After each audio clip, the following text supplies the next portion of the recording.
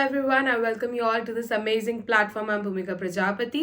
So हमारी previous question की series चल रही है जिसमें हम सभी क्वेश्चंस जो कि प्रीवियस एग्जाम्स जैसे कि CGL, CHSL, railway, defence in exams में जो भी क्वेश्चंस पूछे गए उन्हें हमने एक लेक्चर में कंपाइल कर दिया है. राइट, आज का लेक्चर है, अब हमारी मॉडर्न हिस्ट्री में PYQ सीरीज स्टार्ट हो रही है.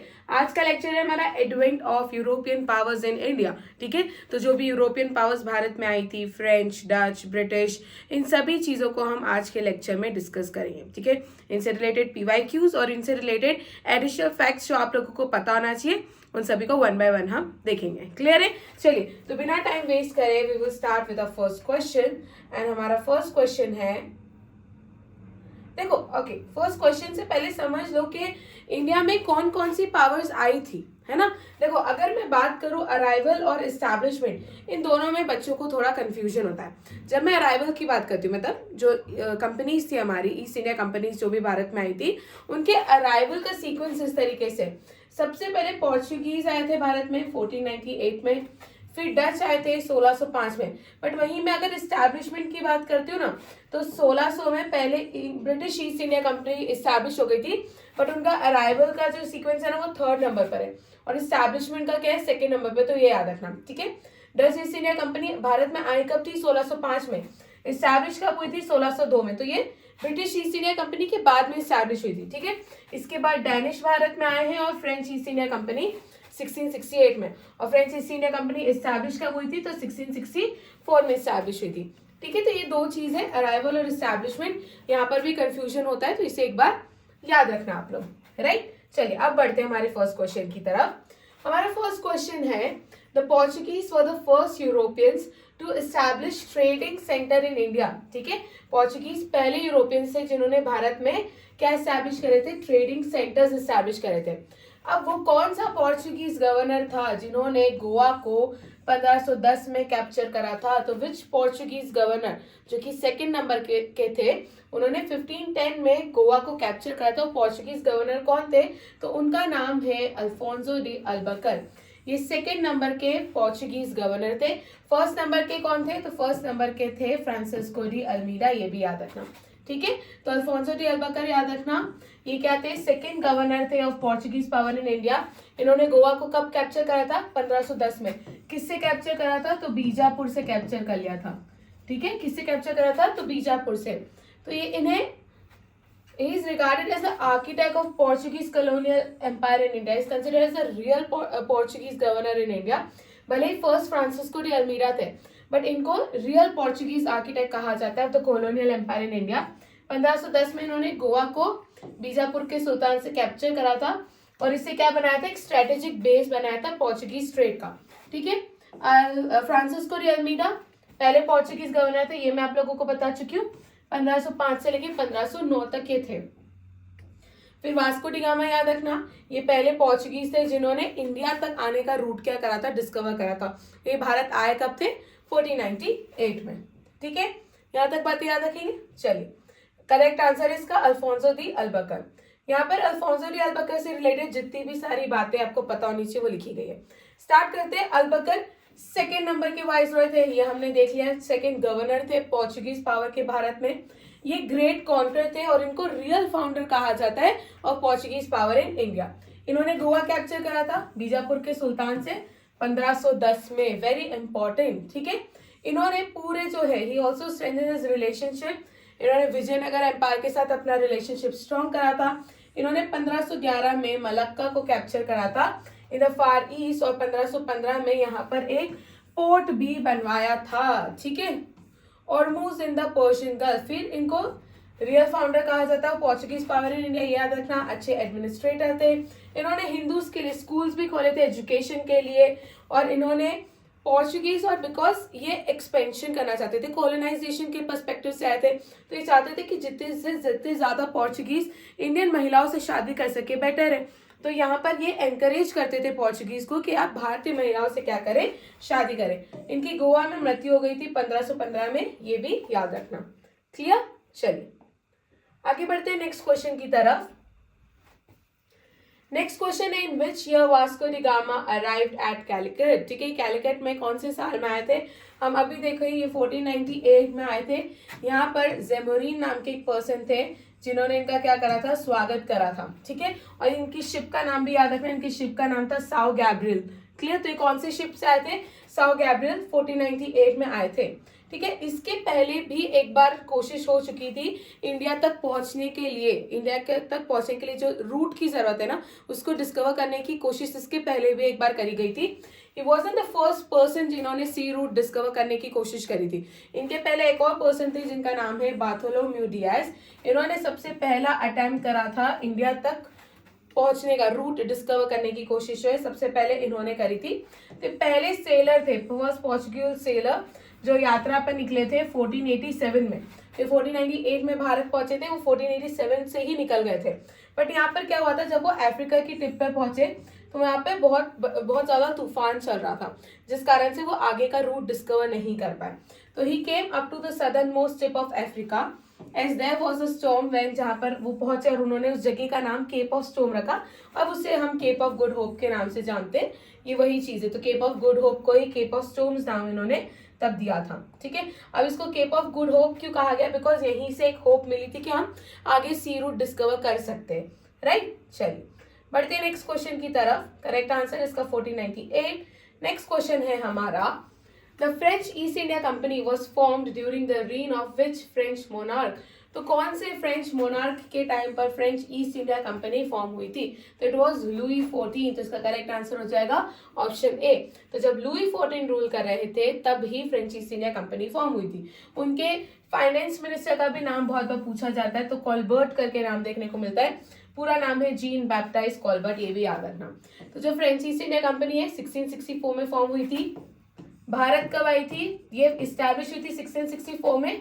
इंडिया आई थी ये 1668 में। ठीक है, ये सबसे लास्ट में आने वाली सबसे लास्ट में आने वाली ईस्ट इंडिया कंपनी थी, ये भी याद रखना।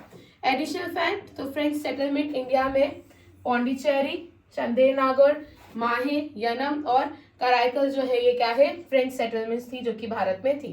तो करेक्ट आंसर इसका option A. Next question, which treaty ended the first Anglo French Carnatic war. तो टोटल कितने एंग्लो कर्नाटिक वॉर हुए हैं, तो टोटल 3 जो है कर्नाटिक वॉर हुए। ठीक है, अगर आपने हमारी बैटल वाली वीडियो देखी होगी तो वहां पर आपने तीनों कर्नाटिक वॉर्स के बारे में देखा होगा। तो उसमें हमने पढ़ा था कि जो पहला कर्नाटिक वॉर हुआ था वो कौन सी ट्रीटी से एंड हुआ था, तो वो ट्रीटी ऑफ एक्स-ला-चैपल से एंड हुआ था। ठीक है, इन जितने भी कर्नाटिक वॉर हुए हैं उनका सबसे बड़ा रीजन ये है कि यूरोप में अगर फ्रांस और ब्रिटिश के बीच में कुछ प्रॉब्लम क्रिएट होती थी तो उसी का एक्सटेंशन हमें भारत में देखने को मिलता था, है ना। तो उसी में से ये जो था फर्स्ट एंग्लो कर्नाटिक वॉर था, एंग्लो फ्रेंच कर्नाटिक वॉर था। ये कौन सी ट्रीटी के साथ खत्म हुआ था, तो ट्रीटी ऑफ एक्स-ला-चैपल के साथ ये खत्म हुआ था। ठीक है, 1746 से 1748 तक चला था। फ्रेंच और ब्रिटिश के बीच में ये बैटल हुआ था सदर्न इंडिया में। एंड ये जो ट्रीटी थी इट रिस्टोर्ड, इस ट्रीटी के बाद जो भी टेरिटरीज एक्सचेंज हो गई थी उनको वापस क्या कर दिया था, रिटर्न, मतलब जो भी अपोजिट पावर थी उन्होंने जो भी टेरिटरीज कैप्चर कर दी थी उनको क्या कर दिया था, रिटर्न कर दिया गया था। ये जो वॉर था ये वॉर ऑफ ऑस्ट्रियन सक्सेशन जो कि यूरोप में चल रहा था, उसी का एक्सटेंशन हमें क्या देखने को मिला था, भारत में देखने को मिला था। Right, next question, which treaty ended the, okay sorry, next question की तरफ बढ़ते हैं। नेक्स्ट क्वेश्चन है हमारा, नेक्स्ट क्वेश्चन है, who among the following is credited with the policy of blue water under the Portuguese in India. तो policy of blue water Bharat में किसने शुरू करी थी, तो पॉलिसी ऑफ ब्लू वाटर शुरू करी गई थी फ्रांसिस्को डी अल्मीडा। ये फ्रांसिस्को डी अल्मीडा है, ये क्या थे, हमारे फर्स्ट गवर्नर थे, first Portuguese governor in India. ठीक है, Afonso de Albuquerque second, but he is considered as the real founder of Portuguese power in India. तो ब्लू वाटर पॉलिसी इन्होंने शुरू करी थी फ्रांसिस्को डी अल्मीडा ने, और इनका मेन एम था कि पोर्चुगीज सुप्रीमेसी इस्टेब्लिश करना चाहते थे इंडियन ओशन में। ठीक है, इंडियन ओशन में पोर्चुगीज सुप्रीमेसी इस्टेब्लिश करना चाहते थे, इसलिए ये ब्लू वाटर पॉलिसी लेकर आए थे। कौन लेकर आए थे, पहले गवर्नर जिनका नाम है फ्रांसिस्को डी अल्मीडा। अब यहाँ पे फ्रांसिस्को डी अल्मीडा की बातें देख लो। पहली चीज तो पहले पोर्चुगीज गवर्नर हो गए, ब्लू वाटर पॉलिसी इन्होंने इस्टेब्लिश करी थी, और इनके पीरियड में पोर्चुगीज ने जो है किसको डिफीट कर दिया था, अरब ट्रेडर्स को डिफीट करा था, और इनको इजिप्शियंस जो है ना उन्होंने इनके मर्डर कर दिया था। तो इस तरीके से उनकी क्या हुई थी, मृत्यु हुई थी। एक और यहाँ पर फैक्ट याद रखना, बैटल ऑफ दीव, ये याद रखना है आप लोगों को, ये हुआ था 1509 में, ये इंपॉर्टेंट है। तो यहाँ पर अल्मीडा ने एक पूरी कंबाइंड फ्लीट थी किसकी, इजिप्ट, गुजरात और जेमोरिन, इन तीनों की कंबाइंड फ्लीट को क्या करा था, डिफीट करा था। ये बात भी आप लोग याद रखना, कौन से बैटल में, बैटल ऑफ दीव में, राइट। नेक्स्ट क्वेश्चन देख लेते हैं। नेक्स्ट क्वेश्चन है, Who among the following had welcomed Vasco da Gama at Calicut? हमने देख लिया किसने वेलकम करा था, जेमोरिन ने इनका वेलकम करा था जब ये कैलकट पर पहुंचे थे तब। नेक्स्ट क्वेश्चन है हमारा, match list 1 with list second and select the correct answer from the code. List 1 को लिस्ट सेकेंड से, मतलब यहाँ पर जो वॉयेजर्स निकले थे अलग अलग रूट्स डिस्कवर करने के लिए, वो वॉयेजर्स कौन सी कंट्री को बिलोंग करते हैं, क्वेश्चन ये पूछा गया। तो अभी हम लोगों ने देखा, हमें वास्को डी गामा तो पता है भैया कहाँ के थे, तो ये क्या थे, ये पोर्चुगल थे, तो ये पता हो गया हमें। ए का 2 होगा, ए का 2 कहाँ देखने को मिल रहा है, सिर्फ ए के ऑप्शन में देखने को मिल रहा है, तो बी ऑटोमेटिकली इसका क्या हो जाता है, करेक्ट आंसर हो जाता है। तो ए का 2 हो गया। बी क्या है हमारा, क्रिस्टोफर कोलंबस। क्रिस्टोफर कोलंबस कहाँ के थे, तो ये स्पेन के थे। उसके बाद कैप्टन कुक, कैप्टन कुक थे ब्रिटेन के। और तस्मन जो है ये कहाँ के थे, हॉलैंड के थे। अब आप लोग मुझे बताइए इन्होंने कौन सी कंट्रीज को डिस्कवर करा था, राइट, कमेंट सेक्शन में मुझे बताइएगा इसका आंसर। चलिए नेक्स्ट क्वेश्चन की तरफ बढ़ते हैं। नेक्स्ट क्वेश्चन है हमारा, eight which one of the following places in India did the Portuguese build their first fort. तो पोर्चुगीज ने अपना पहला फोर्ट कहाँ पे बनाया था, अंजदीव में बनाया था, कन्नौर में बनाया था, कोचीन में बनाया था, गोवा में बनाया था। तो इन्होंने अपना पहला पोर्ट जो है वो कहाँ पे बनाया था, कोचीन में बनाया था। इसी के साथ यहाँ पर आपको एक टेबुलर फॉर्म में इंफॉर्मेशन देखने को मिल जाएगी कि कौन सी यूरोपियंस ने अपना पहला सेंटर कहाँ पे एस्टैब्लिश करा था। बहुत इंपॉर्टेंट है ये, ठीक है। जब हम पोर्चुगीज की बात करते हैं तो इन्होंने अपना पहला सेंटर कोचीन केरला में 1503 में एस्टैब्लिश करा था। डच और ब्रिटिश दोनों ने ही मछलीपट्टनम या फिर मसूलीपट्टनम जिसे कहते हैं वहां पर अपना सेंटर एस्टैब्लिश करा था। डेनिश की बात की जाए तो ट्रैंकेबार हो गया। और फ्रेंच इंपॉर्टेंट है, इन्होंने सूरत में 1668 में एस्टैब्लिश करा था। क्लियर, चलिए पढ़ते हैं नेक्स्ट क्वेश्चन की तरफ। नेक्स्ट क्वेश्चन है, the French fail to establish power in Deccan because. अब ये फ्रेंच जो थे वो डेक्कन में अपना पावर क्यों नहीं एस्टैब्लिश कर पाए। देखो फ्रेंच का सबसे बड़ा फेलियर ये रहा है कि इनके पास जो थी ना, जो इंग्लिश थी उनके पास बहुत स्ट्रॉन्ग आर्मी थी, उनके पास स्ट्रॉन्ग आर्मी भी थी और नेवल बेस भी उनका काफी ज्यादा स्ट्रॉन्ग था। वहीं अगर हम फ्रेंच की बात करें तो वो अपना नेवल स्ट्रेंथ स्ट्रॉन्ग करना भूल गए, है ना। दैट इज द रीजन वो डेक्कन में अपना पावर एस्टैब्लिश नहीं कर पाए। तो यहाँ पर क्या हो जाएगा, the English had a strong army और फ्रेंच के पास नहीं थी। इसी के साथ देख लीजिए हम लोगों ने हिस्ट्री का कोर्स लॉन्च कर दिया है। अब तो एसएससी का कैलेंडर भी आ चुका है, तो उसके अकॉर्डिंग ये कोर्स आपके लिए बहुत हेल्पफुल रहेगा, है ना। इसमें मैं आपको एंशिएंट, मिडाइवल और मॉडर्न हिस्ट्री पढ़ाने वाली हूँ। ये वैसे तो एसएससी के लिए हेल्पफुल है, दूसरे एग्जाम्स के लिए भी आप इसे परचेज कर सकते हैं। आप इसे कहाँ से परचेज कर सकते हैं, तो पूजा जैन क्लासेस एप्लीकेशन आप उसे डाउनलोड कीजिए। वहाँ पर पहले आप एक डेमो लेक्चर अटैच कर रखा है, उसे देखिए और फिर डिसाइड कीजिए कि आपको इसे परचेज करना चाहिए या नहीं, राइट। चलिए आगे देखते हैं। आगे आपको अक्टूबर मंथ की मैगजीन देखने को मिल जाएगी, करंट अफेयर्स की, आप इसे भी परचेज कर सकते हैं। और एसएससी की प्रीवियस ईयर क्वेश्चन की ई बुक सिर्फ 69 रुपीज की है, पूजा जैन क्लासेस ऐप से आप इसे परचेज कर सकते हैं, ठीक है।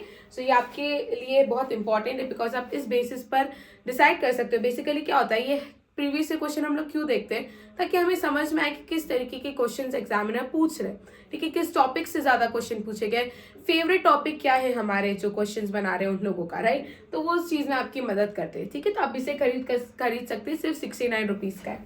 चलिए क्वेश्चन की तरफ बढ़ते हैं। क्वेश्चन है हमारा, Who were the first Europeans to set up sea trade centers in India? तो भारत में सी ट्रेड सेंटर्स एस्टैब्लिश करने वाले पहले यूरोपियन कौन थे। तो भारत में पहले बार सी ट्रेड सेंटर्स जो है वो पोर्चुगीज ने एस्टैब्लिश करा था। तो इसका करेक्ट आंसर क्या हो जाएगा, option C, that is Portuguese. Next question है हमारा, among the following factories in Bengal, Bengal में ये सारी फैक्ट्रीज थी, इसमें से पोर्चुगीज ने कौन सी फैक्ट्री एस्टैब्लिश की थी, क्वेश्चन ये पूछा गया।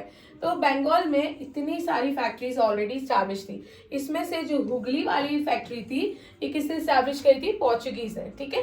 चलिए ओके, चलो बढ़ते हैं नेक्स्ट क्वेश्चन की तरफ। नेक्स्ट क्वेश्चन है हमारा, विथ रेफरेंस टू पौंडीचेरी, जिसे हम पुडुचेरी भी कहते हैं, कंसिडर द फॉलोइंग स्टेटमेंट। जो पहली यूरोपियन पावर थी जिन्होंने पौंडीचेरी को ऑक्यूपाई करा था वो पोर्चुगीज, ये बिल्कुल करेक्ट है।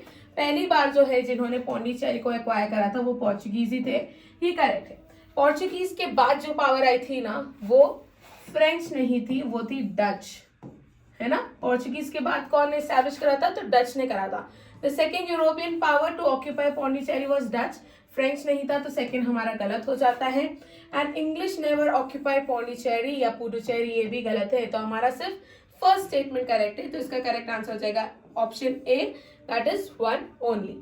चलिए बढ़ते हैं नेक्स्ट क्वेश्चन की तरफ। नेक्स्ट क्वेश्चन है हमारा, Hooghly was use as a base for piracy in Bay of Bengal. ये बेस किसका था, हमने अभी देख लिया, किसका था, पोर्चुगीज का था। तो पोर्चुगीज इसे as a piracy base use किया करते थे, तो इसका करेक्ट आंसर हो जाएगा पोर्चुगीज, ठीक है। तो वो उनका क्या था, पायरेसी करने का एक बेस था, किसका, पोर्चुगीज का। Next question, who among the following was the founder of Calcutta. Calcutta के फाउंडर जो है वो कौन है, जॉब चार्नोक। इंपॉर्टेंट क्वेश्चन है, इसे भी याद रखना।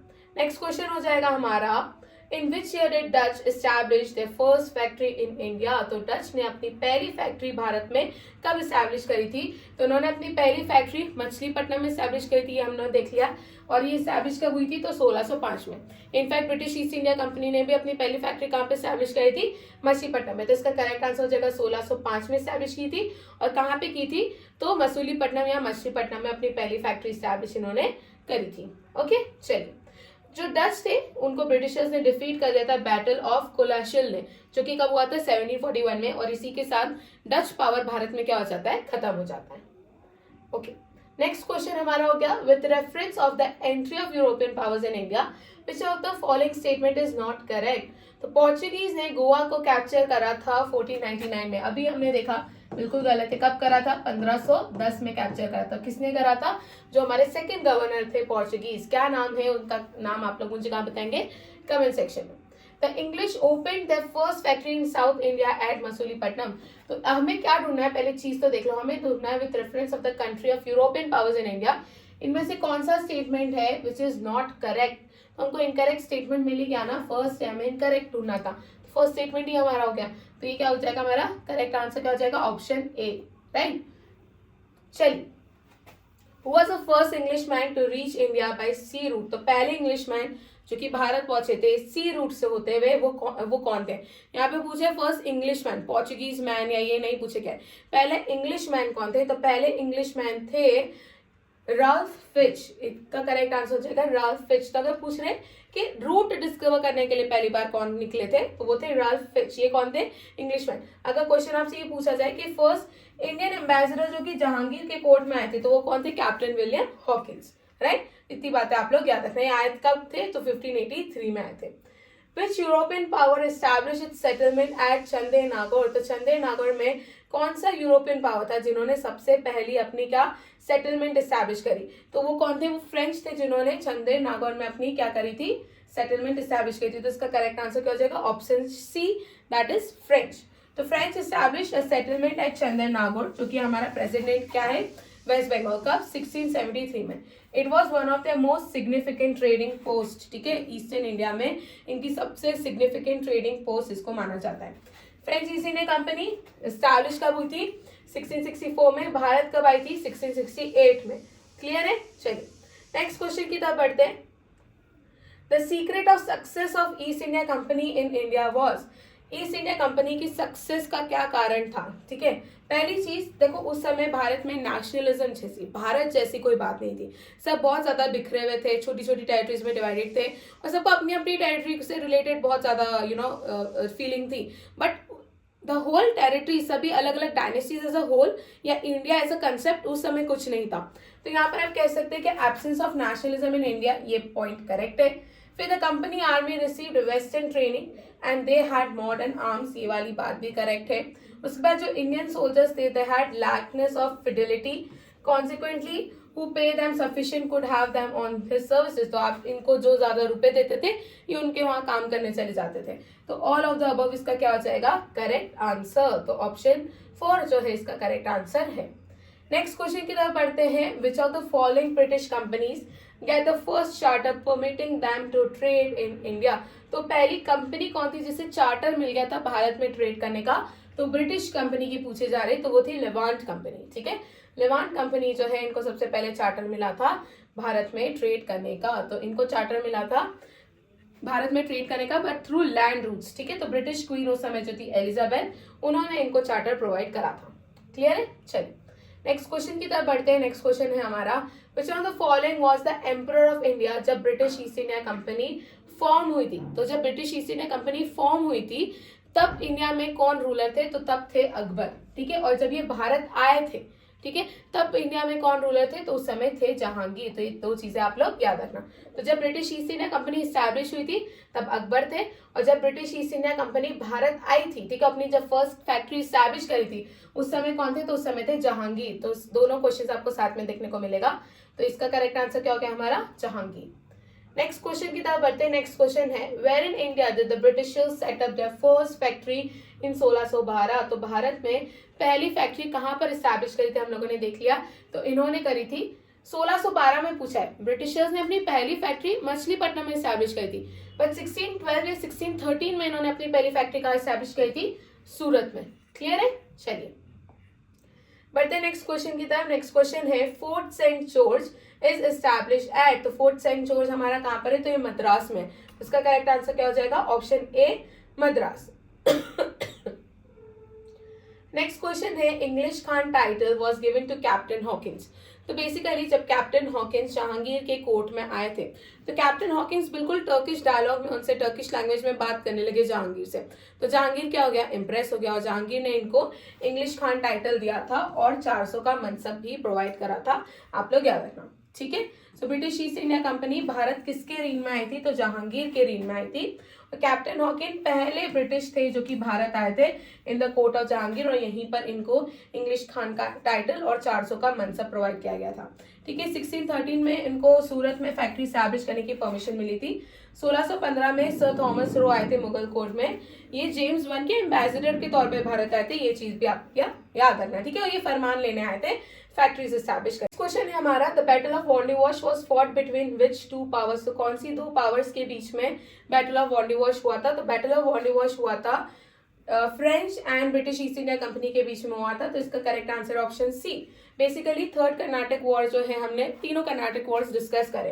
तो उसमें क्या है कि बैटल ऑफ वॉन्डीवॉश ये ब्रिटिश और फ्रेंच के बीच में हुआ था। और ये इंपॉर्टेंट क्यों है? Because it is considered as the end of या decline of French power in India. यहाँ पर ब्रिटिशर्स ने फ्रेंच का नामो निशान भारत से क्या कर दिया था? मिटा दिया था। 1760 में हुआ था। इंपॉर्टेंट है, इसे याद रखना। नेक्स्ट क्वेश्चन है हमारा, Bombay was taken over by French East India company from. तो बॉम्बे जो है फ्रेंच ईस्ट इंडिया कंपनी को बेसिकली क्या, यहाँ पर एक शादी हुई थी। ठीक है, जो इंग्लिश थे हमारे, कौन? चार्ल्स सेकेंड, ये क्या थे? इंग्लैंड के प्रिंस थे। इनकी और पोर्चुगीज प्रिंसेस जिनका नाम है कैथरीन, इन दोनों की शादी हुई थी। और वहीं पर पोर्चुगीज ने इनको बॉम्बे एज अ डावरी जो है क्या दिया था? गिफ्ट में दिया था। यहाँ पे क्वेश्चन यही पूछा गया कि Bombay was taken over by English east India company from. तो किससे मिला था इनको? तो ये दहेज में मिला था। किससे? पोर्चुगीज से। तो इसका करेक्ट आंसर हो जाएगा option 4, that is Portuguese. Next question है, which English governor of East India company India was expelled by Aurangzeb. तो औरंगजेब ने कौन से इंग्लिश गवर्नर को एक्सपेल करा था? तो इसका करेक्ट आंसर है Sir John Child, that is option 2। इनको एक्सपेल कर दिया था किसने? औरंगजेब ने। नेक्स्ट क्वेश्चन है, who among the following European powers introduce dual system of administration in Bengal after the battle of Buxar. अब आप लोग मुझे बताइए बैटल ऑफ बक्सर किस ईयर में लड़ा गया था, ये बताइए। और यहाँ पर ड्यूअल सिस्टम ऑफ एडमिनिस्ट्रेशन किसने इंट्रोड्यूस करा था? तो ये करने वाले कौन थे? ब्रिटिश थे। ठीक है, बैटल ऑफ बक्सर में ब्रिटिश ईस्ट इंडिया कंपनी जीत जाती है और यहीं पर उन्होंने बंगाल में ड्यूअल सिस्टम जो है that is Deewani right introduce करा था। ये ड्यूअल सिस्टम या ये दीवानी राइट्स क्या था? इसके थ्रू क्या होता है, दो काम जो है इन्होंने डिवाइड कर दिए थे कि जो टेरिटरी है, जो बंगाल वाली टेरिटरी है, वहां से टैक्स कलेक्ट करने का काम, जो रेवेन्यू कलेक्ट करने का काम है, वो कौन करेंगे? ब्रिटिशर्स करेंगे। बट वहां पे एडमिनिस्ट्रेशन करने का काम कौन करेगा? जो वहां का रूलर है, जो वहां का राजा है, वो। तो ये था, ये इसका करेक्ट आंसर क्या हो जाएगा? तो इसका करेक्ट आंसर हो जाएगा ऑप्शन डी, ब्रिटिश। अब आ जाता है आप लोगों के लिए क्वेश्चन ऑफ द डे। आपको बताना है who among the following founded the city of Pondicherry. तो सिटी ऑफ पौंडीचेरी, जैसे कि हमने बंगाल वाला देखा था, it was Job Charnock. Similarly Pondicherry city के फाउंडर कौन थे? इसका जवाब आप लोग मुझे कहाँ देंगे? कमेंट सेक्शन में। चलिए, इसी के साथ हमारा आज का लेक्चर खत्म होता है। Thank you so much. I hope आप लोगों को सारी चीज़ें समझ में आई होगी, कोई डाउट नहीं होगा। अगर आपको कोई डाउट है तो आप लोग मुझसे कमेंट सेक्शन में पूछ सकते हैं। ठीक है, थैंक यू, मिलते हैं नेक्स्ट लेक्चर में।